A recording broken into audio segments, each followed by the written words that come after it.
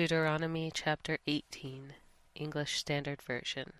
The Levitical priests, all the tribe of Levi, shall have no portion or inheritance with Israel. They shall eat the Lord's food offerings as their inheritance. They shall have no inheritance among their brothers. The Lord is their inheritance, as he promised them.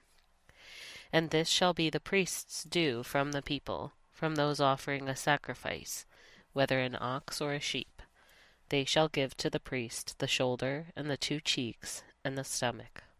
The firstfruits of your grain, of your wine and of your oil, and the first fleece of your sheep you shall give him.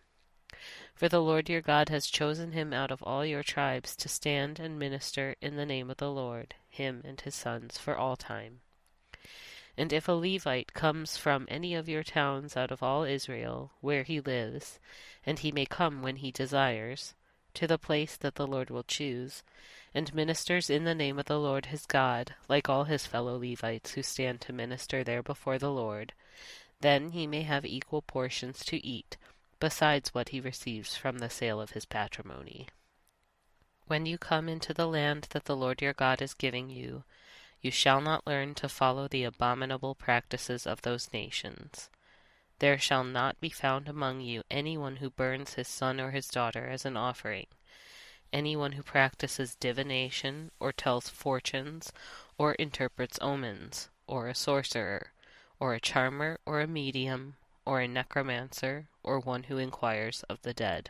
For whoever does these things is an abomination to the Lord. And because of these abominations, the Lord your God is driving them out before you. You shall be blameless before the Lord your God. For these nations, which you are about to dispossess, listen to fortune-tellers and to diviners. But as for you, the Lord your God has not allowed you to do this. The Lord your God will raise up for you a prophet like me from among you, from your brothers. It is to him you shall listen.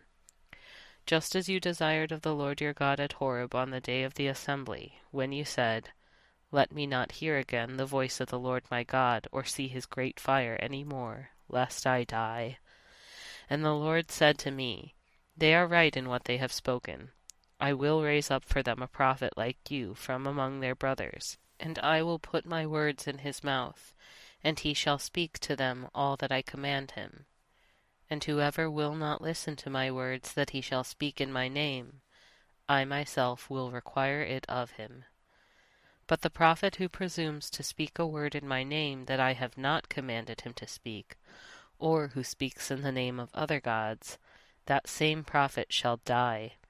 And if you say in your heart, How may we know the word that the Lord has not spoken? When a prophet speaks in the name of the Lord, if the word does not come to pass or come true, that is a word that the Lord has not spoken.